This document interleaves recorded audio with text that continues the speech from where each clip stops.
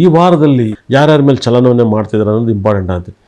ಮೊದಲಿಗೆ ಭಾಳ ವಿಶೇಷವಾಗಿ ಚಂದ್ರಗ್ರಹ ಬಂದು ಮಿನಿಮಮ್ ಅಂದ್ರೂ ಕೂಡ ಧನುಸು ರಾಶಿಯಿಂದ ಹಿಡಿದು ಮೀನ ರಾಶಿವರೆಗೂ ಸಂಚಾರವನ್ನು ಮಾಡ್ತಾನೆ. ಅದರಲ್ಲಿ ಫುಲ್ ಸೂಪರ್ ಸಕ್ಸಸ್ ಅನ್ನೋದಾದರೆ ವೆರಿ ಸಕ್ಸಸ್ಸು. ಇಷ್ಟು ರಾಶಿಯಲ್ಲಿ ಸಂಚಾರ ಮಾಡ್ಬೇಕಾದ್ರೆ ಒಂದು ಮಕರ ಮತ್ತು ಕುಂಭ ರಾಶಿ ವಿಪರೀತ ರಾಜಯೋಗನ ತಂದು ಕೊಡ್ತಾನೆ. ಆದರೆ ಶನಿ ಗ್ರಹ ಬಂದು ಬಹಳ ವಿಶೇಷವಾಗಿ ಮೀನ ರಾಶಿಲಿದ್ದಾನೆ. ರಾಹು ಬಂದು ಕುಂಭ ರಾಶಿಲಿದ್ದಾನೆ. ರಾಹು ಗ್ರಹನೂ ಕೂಡ ಒಂದು ಕುಂಭ ರಾಶಿಲಿದ್ದಾನೆ. ಅದೇ ಥರ ಗುರು ಉಚ್ಚನಾಗಿದ್ದಾನೆ. ಉಚ್ಚನಾಗಿದ್ದರೆ ಸಾಕಷ್ಟು ಜನ ಮಾತು ಬಿಡೋದು, ಜಗಳಗಳು ಮಾಡೋದು ಇದೆಲ್ಲ ಇರುತ್ತೆ. ಗುರು ಉಚ್ಚನಾದರೆ ಒಳ್ಳೆ ಬುದ್ಧಿ ಬರೋದಕ್ಕಿಂತ ಕೆಟ್ಟ ಬುದ್ಧಿನೂ ಕೂಡ ಜಾಸ್ತಿ ಬರುತ್ತೆ. ಗುರು ಉಚ್ಚನಾದರೂ ಕೂಡ ಕೋಪಕ್ಕೆ ಹೊಣೆ ಆಗ್ತಾರೆ.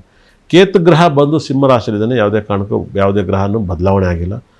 ಇಲ್ಲೇನಾಗುತ್ತೆ, ಬುಧ ಮತ್ತು ಶುಕ್ರ ತುಲಾ ರಾಶಿಲಿದ್ದಾರೆ. ಬುಧ ಮತ್ತು ಶುಕ್ರ ಇಲ್ಲೇನಾಗುತ್ತೆ, ಶುಕ್ರ ಬದಲಾವಣೆ ಆಗ್ತಾನೆ. ಈ ವಾರದಲ್ಲಿ ಶುಕ್ರ ಬದಲಾವಣೆ ಆಗ್ತಾನೆ.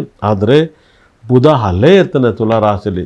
ಹಾಗಾಗಿಯೇ ಈ ವಾರದಲ್ಲಿ ವಿಪರೀತ ರಾಜಯೋಗದ ಒಂದು ಫಲವನ್ನು ಕೊಡಬೇಕಂದಾಗ ಸೂರ್ಯ ಮತ್ತು ಶುಕ್ರ ಕುಜಗ್ರಹ ತುಂಬ ಸ್ಟ್ರಾಂಗ್ ಆಗಿದ್ದಾನೆ.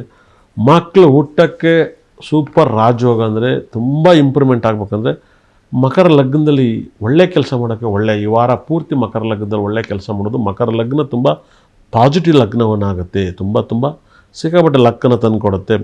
ಅದೇ ಥರ ಕಟಕ ಲಗ್ನದಲ್ಲಿ ಹುಟ್ಟಿದರೆ ಖಂಡಿತ ಕೂಡ ತಂದೆಗೆ ಆರೋಗ್ಯ ಸಮಸ್ಯೆ ಬರೋದು, ಸಮಸ್ಯೆಗಳು, ಆಸ್ಟೆಂಟು, ಮನೇಲಿ ದುಃಖಗಳು ಅತಿ ಹೆಚ್ಚು ಆಗುತ್ತೆ.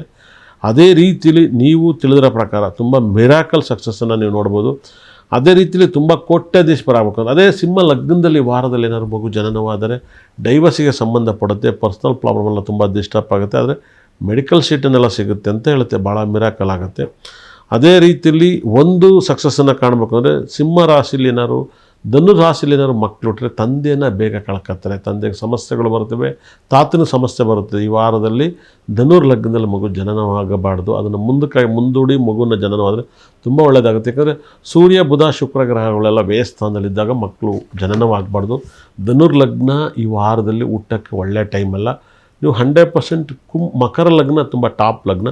ಮಕರ ಲಗ್ನಕ್ಕೆ ಆದಷ್ಟು ಮಗು ಹುಟ್ಟಕ್ಕೆ ಟ್ರೈ ಮಾಡಿದಷ್ಟು ನಿಮ್ಮ ಮನೆ ಕೋಟ್ಯಾಧೀಶರಾಗ್ತಾರೆ. ಪರ್ಸ್ನಲ್ ಲೈಫ್, ಹ್ಯಾಪಿ ಲೈಫ್ ಎಲ್ಲವೂ ಶ್ರೀಮಂತರಾಗ್ತಾರೆ. ತುಂಬ ರಿಚ್ ಪೀಪಲ್ಸ್ ಆಗಬೇಕಂದ್ರೆ ಮಕರ ಲಗ್ನದಲ್ಲಿ ಮಗು ಹುಟ್ಟಿದರೆ ಮಾತ್ರ ತುಂಬ ಇಂಪ್ರೂವ್ಮೆಂಟ್ ಆಗುತ್ತೆ. ಮಕರ ಲಗ್ನಕ್ಕೆ, ಮಕರ ರಾಶಿಗೆ ವಿಪರೀತ ರಾಜಯೋಗ ಇರೋದನ್ನು ಬೆನಿಫಿಟಾಗಿ ಮಾಡ್ಕೊಳ್ಳಿ. ತುಂಬ ದೊಡ್ಡ ಸಕ್ಸಸ್ಸನ್ನು ಕೊಡುತ್ತೆ. ಅದೇ ರೀತಿಯಲ್ಲಿ ವೃಷಭ ಲಗ್ನದಲ್ಲಿ ಮಗು ಜನನವಾದರೆ ತಂದೆ ಕೋಟ್ಯಾಧೀಶರಾಗ್ತಾರೆ. ಆದರೆ ಕೋಟ್ಯಾಧೀಶರಾಗುತ್ತೆ. ಆ ಹುಟ್ಟೋವಂಥವ್ರಿಗೆ ಡೈವರ್ಸ್ ಕೇಸ್ ಜಾಸ್ತಿ ಇರುತ್ತೆ. ವೃಷಭ ಲಗ್ನದಲ್ಲಿ ಹುಟ್ಟರೆ ತಂದೆ ತುಂಬ ದೊಡ್ಡ ಶ್ರೀಮಂತರಾಗ್ತಾರೆ. ಆದರೆ ಡೈವರ್ಸ್ ಅತಿ ಹೆಚ್ಚು ಆಗುತ್ತೆ. ಆಗದೇ ಆ ಥರ ನೋಡ್ಕೊಳ್ಳಿ. ವೃಷಭ ರಾಶಿಗೆ ಈ ವಾರ ಸಕಲ ಸಂಪತ್ತು ಐಶ್ವರ್ಯವನ್ನು ಕೂಡ ಕೊಡ್ತಾ ಇದೆ. ಆದರೆ ನಿಮಗೆ ಕುಟುಂಬದಲ್ಲಿ ಬುಧ ಗ್ರಹ ಕೂಡ ಪಂಚಮಾಧಿಪತಿ ಬುಧನೂ ಕೂಡ ಒಂದು 6ನೇ ಮಲ್ಲಿರೋದ್ರಿಂದ ನಿಮಗೆ ಖಂಡಿತ ಒಂದಲ್ಲ ಒಂದು ಸಮಸ್ಯೆಗಳು, ಜಗಳಗಳು ಕುಟುಂಬದಲ್ಲಿ ಮತ್ತು ಮಕ್ಕಳಿಂದ ತುಂಬ ಕಿರಿಕಿರಿ ಆಗುತ್ತೆ. ಆದರೆ ಸಪ್ತಮದಲ್ಲಿ ಶುಕ್ರ, ಕುಜಗ್ರಹ, ಸೂರ್ಯಗ್ರಹ ಇದ್ದಾರೆ. ಯಾರಿಗಾರು ಮದುವೆ ಆಗಿಲ್ಲದೆ ಇದ್ದವ್ರಿಗೆ ಮದುವೆ ಆಗೋಕ್ಕೆ ಇವಾಗ ಒಳ್ಳೆಯ ಸಂಬಂಧ. ಮದುವೆ ಆಗಿರುತ್ತೆ, ಡೈವರ್ಸ್ ಆಯಿತು, ಯಾವ್ದಾದ್ರು ಅಕ್ರಮ ಸಂಬಂಧಗಳು ತುಂಬ ವೃಷಭ ರಾಶಿ ಕಚ್ಕೊತವೆ. ಮತ್ತು ಸೆಕ್ಸ್ ಅತಿ ಹೆಚ್ಚು ನಿಮ್ಮ ಬಾಡಿಯಲ್ಲಿ ರೇಂಜ್ ಮಾಡ್ತಾ ಹೋಗ್ತಾನೆ. ಯಾಕಂದರೆ ಶುಕ್ರ, ಕುಜ, ಸೂರ್ಯಗ್ರಹ ಬಲವಾಗಿರೋದ್ರಿಂದ ಲಗ್ನವನ್ನು ಶನಿ ನೋಡೋದ್ರಿಂದ ನಿಮಗೆ ಖಂಡಿತ ಅಲ್ಲಿ ಕೂಡ ಇರೋರಿಗೆ ಇನ್ನೂ ಜಾಸ್ತಿ ಮಾಡ್ತಾನೆ. ಏನೋ ಇಷ್ಟು ಸಹ ಇಲ್ಲವಪ್ಪ, ಏನಪ್ಪ ಉಪ್ಪಿನಕಾಯಿ ತಿನ್ನೋಕ್ಕಾರು ಯೋಗವನ್ನು ಕೊಡ್ತಾನೆ. ಅದು ಹುಡುಗಿ ಆಗಿರ್ಬೋದು, ಹುಡುಗ ಇರ್ಬೋದು. ಬೇಗ ವೃಷಭ ರಾಶಿಯವರಿಗೆ ಲವ್ ಕಚ್ಕೊತಾವೆ. ಅದು second love, first love, 3 love ಯಾವ್ದು ಬೇಕಾದ್ರೂ ಇರ್ಬೋದು. ದೊಡ್ಡ ವೇರಿಯೇಷನ್ ಆಗುತ್ತೆ. ಇವಾಗ ನೋಡಿದಂದರೆ ಇವಾಗ ಇತ್ತೀಚೆಗೆ ಕಂಪ್ನಿಲಿ ಕೆಲಸ ಮಾಡೋರು ಲವ್ ಮಾಡ್ತಾಯಿದ್ರು ಅಂತ ಹೇಳ್ತಾರೆ 100%. ಇವಾಗ ಫಾರಿನ್ನಲ್ಲೆಲ್ಲ ಒಂದು ಕಂಪ್ನಿಲಿ ಕೆಲಸ ಮಾಡೋರು ಲವ್ ಮಾಡೋಂಗಿಲ್ಲ ಅಂತ ಒಂದು ಹೊಸ ಕಾನೂನು ತಗೊಬಂದಿದ್ದಾರೆ. ಅದೇ ಥರ ಬೇರೆ ಕಂಪ್ನಿಯವ್ರು ಈ ಕಂಪ್ನಿಯಲ್ಲಿ ಲವ್ ಮಾಡ್ಬೋದು. ಮತ್ತು ಇನ್ಯಾರನ್ನ ಲವ್ ಮಾಡಬೇಕು ಅನ್ನೋದು ಗೊತ್ತಿಲ್ಲ. 100% ಈ ಕಾಂಬಿನೇಷನ್ ಬಂದಿದೆ.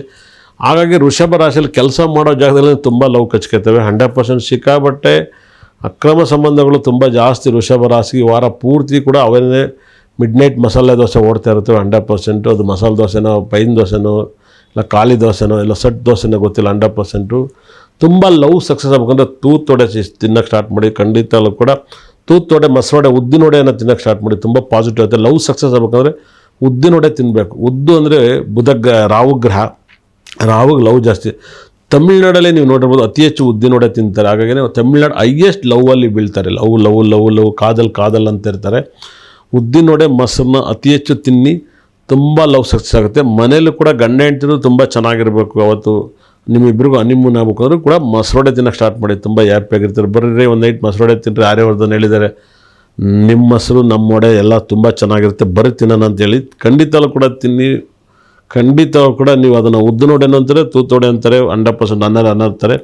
ಹಾಗಾಗಿ ತುಂಬ ಪಾಸಿಟಿವ್ ಇರುತ್ತೆ. ಉದ್ದಿನೊಡೆಯನ್ನು ಒಂದರಲ್ಲಿ ಮೆಣಸು ಹಾಕಿ ಬಳಸಿದಾಗ ತುಂಬ ಸಕ್ಸಸ್ ಇದೆ. ಮೆಣಸನ್ನು ಹಾಕಿದಾಗ ತುಂಬ ಲಕ್ಕನ್ನು ಕೊಡುತ್ತೆ. ಉದ್ದಿನೊಡೆ ಮಾಡ್ಬೇಕಾದ್ರೆ ಮೆಣಸನ್ನು ಕೂಡ ಹಾಕಿ ತುಂಬ ಪಾಸಿಟಿವ್ ಇರುತ್ತೆ. ತೆಂಗಿನಕಾಯಿನೂ ಹಾಕಿರ್ತಾರೆ ಒಬ್ಬೊಬ್ಬರು 100% ಉದ್ದಿನೊಡೆಗೆ.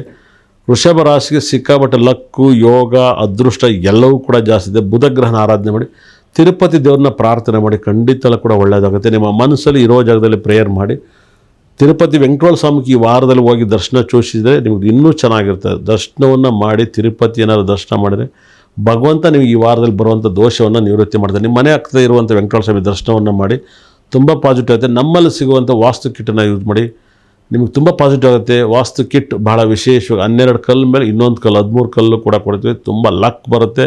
ಫೈನಾನ್ಸ್ ಕೂಡ ಅಭಿವೃದ್ಧಿ ಆಗ್ತಾರೆ. 13 ಸ್ಟೋನನ್ನು ನಾವು ಕೊಡೋದನ್ನು ನಿಮ್ಮ ಮನೇಲಿ ಯೂಸ್ ಮಾಡಿ. ಒಳ್ಳೆಯದಾಗಲಿ.